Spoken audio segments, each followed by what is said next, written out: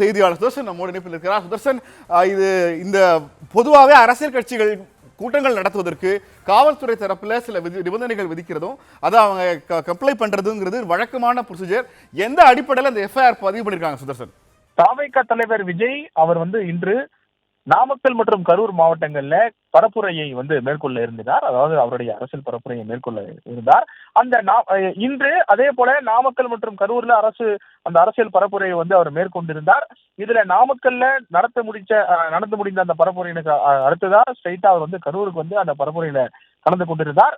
பேச தொடங்கினார், மக்களிடையே பேச தொடங்கினார். பேச தொடங்கிட்டு இருக்கும் போதுதான் அந்த கூட்டம் அதாவது அதிக அளவுல இருந்த காரணத்தினால சில பேர் ஒரு கட்டத்துல ஓட தொடங்கிட்டாங்க. ஓட தொடங்கினதுக்கு அப்புறம் அங்க தொடர்ச்சியாக அந்த கூட்டம் சிதறியடித்து அதன் பிறகு ஒருவருக்கு மேல் ஒருவர் ஏறி சென்றதுக்கு விளைவுதான் தற்போது கிட்டத்தட்ட ஒரு 38 பேர் உயிரிழந்திருப்பதாக அதிகாரப்பூர்வமாக தகவல்கள் கிடைத்திருக்கிறது.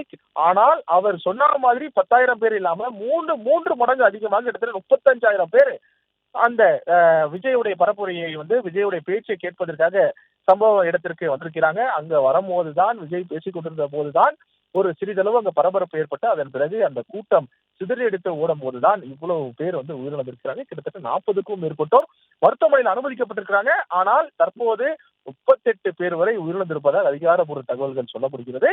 இந்த நிகழ்வு, சோகமான நிகழ்வு காரணமாக தான் கரூர் மாவட்ட செயலாளர் மதியழகன் மீது போலீசார் தற்போது வழக்கு பதிவு பண்ணியிருக்கிறாங்க. அதற்கான நடவடிக்கையிலும் ஈடுபட்டு வராங்க. தற்போது வரை மதியழகன் மீது மட்டும்தான் வழக்கானது பதிவு செய்யப்பட்டு இருப்பதாக தகவல் சொல்லப்படுகிறது. அதன் பிறகு அதாவது லீகல் ஒப்பீனியன் எடுத்து அதுக்கப்புறம் லீகல் அட்வைசர் கிட்ட ஒரு அட்வைஸ் கேட்டு அதன் பிறகு தவிக தலைவர் விஜய் மீதும் எஃப்ஐஆர் பதிவு செய்யப்பட வாய்ப்புகள் அதிக அளவுல இருப்பதாகவும் காவல்துறை வட்டாரங்கள் தெரிவிக்கின்றன.